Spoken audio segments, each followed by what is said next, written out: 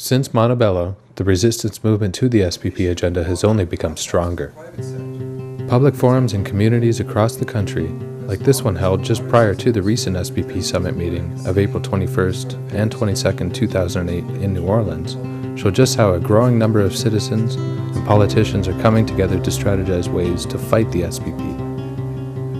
Recently, in February, there was also a secret agreement that was signed between the Canadian military and the U.S. military, allowing the U.S. military to operate on Canadian soil under U.S. command if it has the permission of the Canadian government. Now, how did we find out about this? Well, the Canadian government kept it secret, so did the Canadian military. The U.S. military, though, broadcast it on their website. So Canadians found out through the U.S. that this agreement had been signed on February 14th. We are just within days of the next SPP summit in New Orleans. This is the 4th SPP summit. And it'll begin, I believe, April 20th, I think? Monday and Tuesday. Monday and Tuesday of next week, the next SPP summit. Now what's interesting, a bit of a side note on this, is you're not going to see, they're not going to call this the SPP summit. Right? There's already a movement underway by vested interests to rebrand the SPP as something else. We need to be very clear on this. And this is very deliberate, and it's deliberate because it's become controversial and more Canadians are knowing about this. So, and that's a strategy. You know, if you have a set target, you make it sort of shift by rebranding it, right? So when Bush announced during the State of the Union address that the three leaders would be meeting in New Orleans, he called it the North American Leaders Summit, or the Summit of the North American Leaders. He didn't refer to it as the SPP. Harper and any of the press releases that are coming out here when they meet next week are not referring to this as an SPP summit. What are the biggest things Canadians need to do right now to stop the SPP? You've spoken on this across the country, so you've both spoken out and explained it clearly and received extremely positive feedback for your efforts. What do Canadians need to do right now to stop or investigate, or whatever you prefer, the SPP?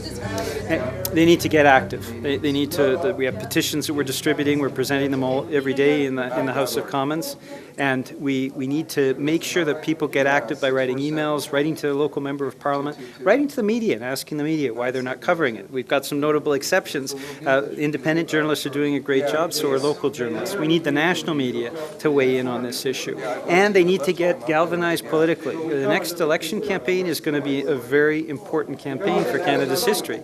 And the NDP is running in all 308 ridings of the country. We're the only party, aside from the Conservative Party, that is running everywhere.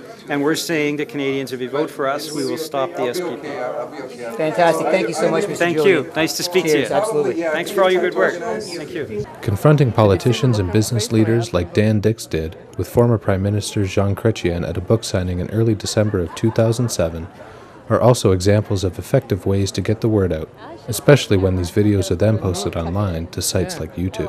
Hi. How are you? It's to Dan. Just wondering if I could ask you two really quick questions. You were in Vancouver a couple days ago, and some guys gave you a copy of Loose Change Final Cut. Just wondering if you had a chance to watch it yet. Not yet. Okay.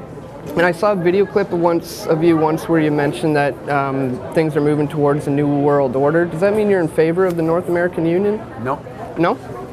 Okay, thank you. Here you go, just that way. Okay. Thanks. And holding rallies like those of February 16th are vitally important to bring together citizens who are concerned about the same issues, where they can stand together in solidarity to show the government that there is a voice and it will not go unheard. I was having coffee today. I went into the coffee shop and the lady said, I don't want to hear about what you're up to. I don't want to hear about this protest, and isn't that funny? Do we need to get kicked on our ass and lose our rights? Do we need to lose all the things that we love about this country before we do something about it? No! So, stop SPP! Stop SPP! Stop SPP! Stop SPP! Stop SPP! Stop SPP! Stop SPP! The only way we're going to stop SPP is if we do everything we can and say every single day until they stop this thing. The only way we're going to stop it is if we never stop until they stop. Exactly. It's called willpower. It's called Canadian. Tell everybody. We are Canadian. We are Canadian.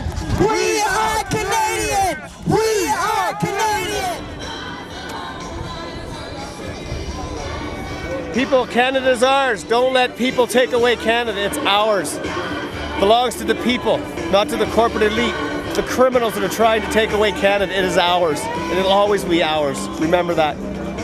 We need to get the word out. The more of us that know, the better chance we have of stopping this crap.